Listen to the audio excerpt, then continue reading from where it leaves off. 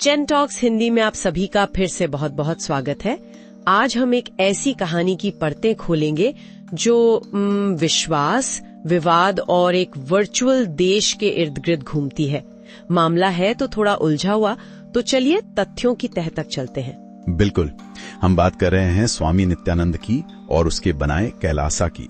और देखिए, ये सिर्फ आस्था का मामला नहीं है, इसमें तो गंभीर आरोप हैं, अंतर्राष्ट्रीय मंचों को गुमराह करने की कोशिशें हैं और हाँ, एक पूरा डिजिटल साम्राज्य बनाने की कहानी भी है। हाँ, तो शुरुआत करते हैं नित्यानंद के उदय से। ये कैसे हुआ? मतलब एक व्यक्ति अरुणाचलम राजाशेखरन वो स्वामी नित्यानंद बनकर इतना लोकप्रिय कैसे हो गया? देखिए, शुरू में तो उनका वो खास अंदाज था बोलने का, योग और अध्यात्म की बातें, इनसे लोग जुड़े। 2003 तक तो बेंगलुरु के पास एक बड़ा आश्रम भी बन गया था उनका। लेकिन इस शुरुआती सफलता के पीछे कुछ और बातें भी थी।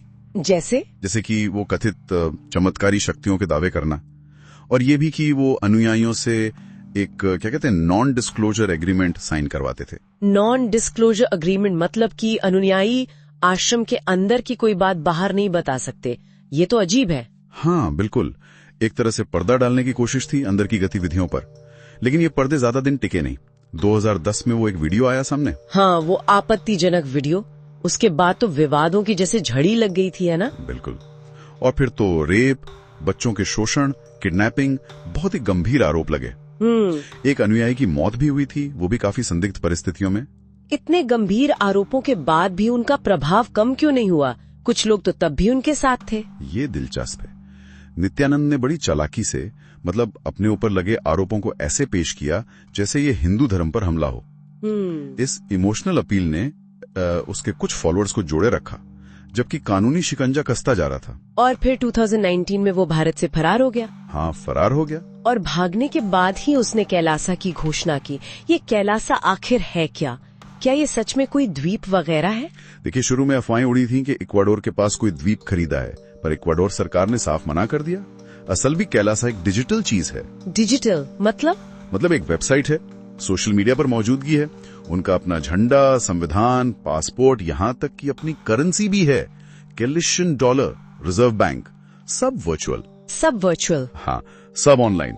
इसे एक संप्रभु हिंदू राष्ट्र की तरह पेश किया गया और ये नैरेटिव इस्तेमाल किया गया कि हिंदू खतरे में है, ताकि लोग जुड़ें और फंड्स दें। अच्छा, पर फिर इस डिजिटल देश को चलाने के लिए पैसा कहाँ से आ रहा था? ये सब सेटअप करने के लिए तो फंड्स चाहिए। पैसा आया विदेशों से, खासकर अमेरिका में। कई एनजीओ का एक पूरा नेटवर्क बनाया गया, जो एनआरआई कम्युनिटी है, मतलब विदेश में बसे भारतीय, उनसे हिंदू सभ्यता की रक्षा के नाम पर भारी डोनेशन लिए गए। वही पैसा फिर कैलासा की गतिविधियों में लगा। और फिर इसी पैसे के दम पर अंतर्राष्ट्रीय मान्यता पाने की कोशिशें हुई। हमने सुना था वो संयुक्त राष्ट्र में भाषण, अमेरिकी शहरों से समझौते। हाँ बिल्कुल। कैलासा ने बकायदा अपने डिप्लोमेट्स भेजे। संयुक्त राष्ट्र की एक मीटिंग में उनकी प्रतिनिधि विजय प्रिया नित्यानंद, उसने भाषण भी दिया। अमेरिकी शहर न्यूयॉर्क के साथ तो सिस्टर सिटी समझौता हो गया था। पैराग्वे सरकार के एक अधिकारी के साथ एमओयू भी साइन हुआ था। पर ये सब हुआ कैसे? मतलब क्या इन अधिकारियों को पता नहीं था कि कैलासा कोई असली देश है ही नहीं? उन्हें गुमराह किया गया था। उन्हें बताया गया कि कैलासा इक्वाडोर के पास एक असली हिंदू राष्ट्र है।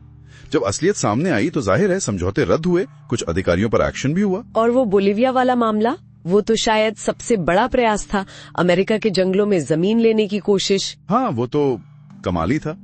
वहाँ आदिवासी समूहों से हजारों साल की लीज पर जमीन लेने की कोशिश की। और शर्तें क्या थीं? पूर्ण संप्रभुता चाहिए, प्राकृतिक संसाधनों पर अधिकार चाहिए। लेकिन बोलिविया के एक अखबार एल डिबेर ने इस पूरे स्कैम का भंडाफोड़ कर दिया। फिर सब रद्द हुआ, कैलासा के लोग डिपोर्ट कर दिए गए। इन सब के बीच नित्यानंद के कुछ दावे तो मतलब अविश्वसनीय थे। जानवरों को संस्कृत सिखाना, E=mc² गलत है। हाँ, और एलियंस के लिए कॉस्मिक एयरपोर्ट बनाना, खुद को एलियन या परम शिव बताना। इन दावों का क्या मतलब था? शायद ये अनुयायियों पर अपनी पकड़ बनाए रखने की एक तरकीब थी, खुद को अलौकिक दिखाना ताकि लोग सवाल ना करें, एक तरह का मनोवैज्ञानिक खेल। तो कुल मिलाकर अगर हम देखें तो कैलासा आखिर है क्या? एक बड़ा सा डिजिटल सेटअप। हाँ, एक डिजिटल भ्रम कह सकते हैं, जिसके पास ना जमीन है, ना स्थायी आबादी, न ही कोई अंतर्राष्ट्रीय मान्यता, जो अंतर्राष्ट्रीय कानून के तहत देश होने की शर्तें होती हैं, जैसे मॉन्टेविडियो कन्वेंशन में है, कैलासा उनमें से किसी पर खरा नहीं उतरता। और नित्यानंद, वो अब कहाँ है? वो आज भी फरार है।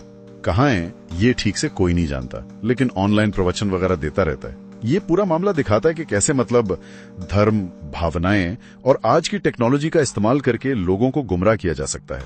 दावे कितने भी अजीब क्यों ना हो। सही कहा। और ये सोचने पर मजबूर करता है कि आखिर लोग इतने अविश्वसनीय दावों पर भी यकीन कर कैसे लेते हैं। क्या ये हमारे समाज में किसी गहरी असुरक्षा की तरफ इशारा करता है, या शायद किसी खालीपन की तरफ, जिसे लोग ऐसे दावों से भरने की कोशिश करते हैं? हो सकता है। ये निश्चित तौर पर हमें जागरूक और तार्किक बने रहने की अहमियत तो याद दिलाता ही है। बिल्कुल। इस पूरे मामले पर आपके क्या विचार है, हमें नीचे कमेंट्स में जरूर बताइएगा। और ऐसे ही और विश्लेषणों के लिए जेन टॉक्स हिंदी को सब्सक्राइब करना ना भूलें। सतर्क रहिए, जिज्ञासु बने रहिए।